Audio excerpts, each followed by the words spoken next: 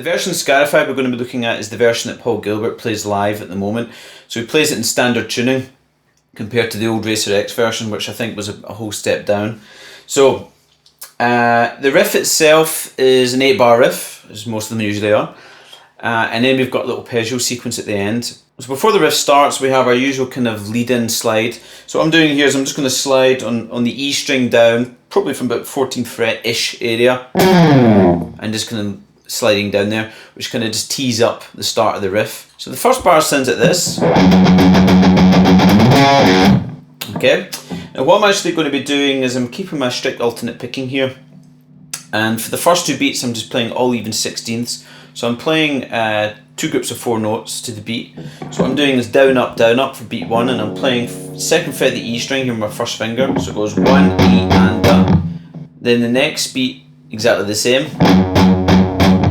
Then in beat 3, what I have is 2 16ths, so it's down, up. Then I've got a little 16th note triplet, and I'm doing that down, up, down. So it kind of goes.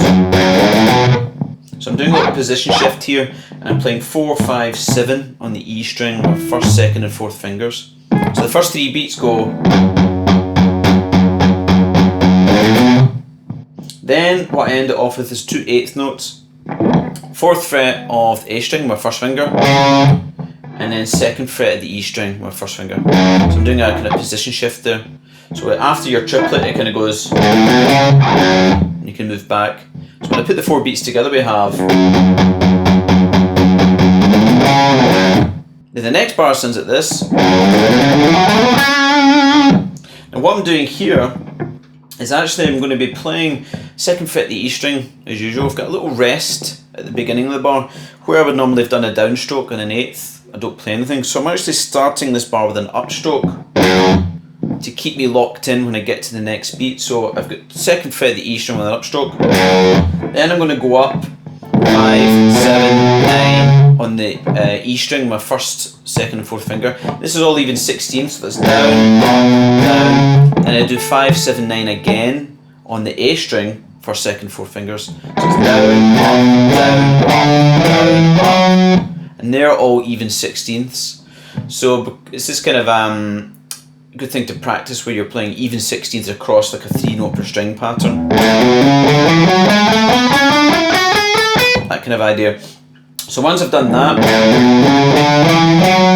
then I have a triplet 6, 7, 9 on the D string, my 1st, 2nd, and 4th fingers. And I end it off 1st finger, 6th fret the G string. Give it a bit of vibrato there. Okay, so that slowly goes.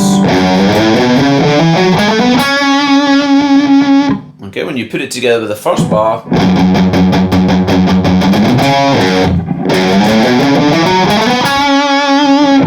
Bar 3 is the same as bar 1, so it's. Bar 4 though goes like this. So once again I'm starting with this rest 8th note and then an upstroke on the 2nd fret E string here. Then what I'm going to do is descend down 7, 6, 4, 7, 6, 4 on the G string, then the D string, and I'm using my 4th, 3rd, and 1st finger here. Once again, this is all even 16ths, so it's down, up, down, up, down, up. Then I do 7, 5, 4 on the A string, 7, 5, 4 on the E string, 4th, 2nd, and 1st fingers. So bar 3 and 4 together sounds like this.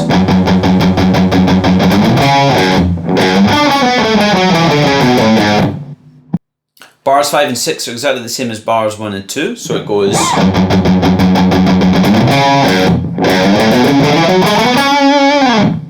Then the next bars, bar 7, once again, it's exactly the same as bar 1, bar 3, bar 5, so it's a. But in the 8th bar we have something that goes like this. So once again I'm starting off with this upstroke 2nd fret E string, but then I have to position shift all the way up here, so my first finger's at the 9th fret area. So that's a bit of a, a bit of a jump there, so you can kind of practice making that nice and smooth. So what I'm doing is I'm going up to 12th fret the E string with my 4th finger. Then I'm going to play 9, 11, 12. my first 3rd and 4th fingers on the A string, and that's 4/16. Then I have a triplet, 9, 11, 12 on the D string, and I end it off by playing a little kind of double stop. I'm barring the 9th fret, the D and G strings, my first finger, and I play the 2 notes together, D and G strings, and just give a little bit of vibrato, and you can slide off at the end there as well. So that bar 8 sounds like this. Okay, so if I put that together with bar 7, you have something that goes.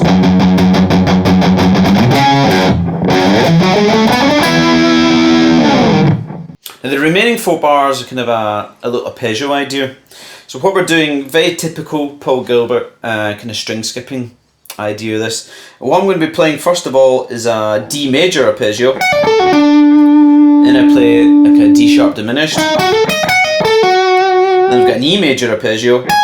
And like an E sharp or a F diminished arpeggio after that. So what I'm doing here for the D major, I'm going to be playing 14 to 10 in the high E string. I'm playing that with a downstroke and doing a pull off there. Then I skip over the B string and I'm going to do 14 to 11 on the G string there. Both my 4th, I like to use my 4th and 1st finger for both of them, so that's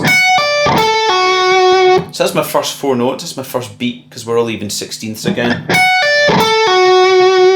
Then I play 12th fret of the D string with my 2nd finger with a downstroke. Then it's an upstroke, hammer 11 to 14 in the G string, and then upstroke 10th fret the E string. So that's my next 4 notes. So the first 4 notes were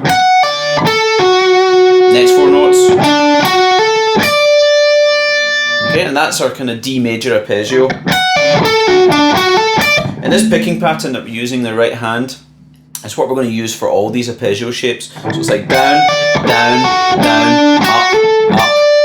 So after our D major, we play an ascending D sharp diminished. So I'm going to play downstroke, D string, 13th fret with the 3rd finger. Then I'm going to hammer 11 to 14 in the G string with an upstroke. And then an upstroke 11th fret in high E string. So that's my kind of first 4 notes. Then I play the next 4 notes. I'm going to do pull off 14 to 11 in the high E string with a downstroke. And then 14 to 11 in the G string with a downstroke. So that's my next kind of 2 beats there. So that goes. So when you pair that together with the D major, what you have is this.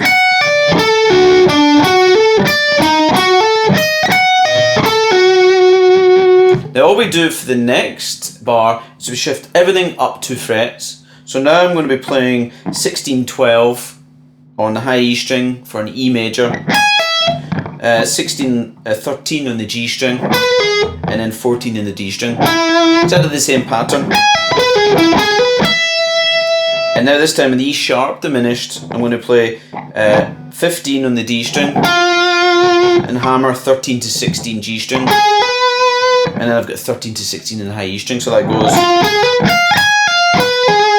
It's exactly the same pattern, just up 2 frets. So when you put it all together, you have.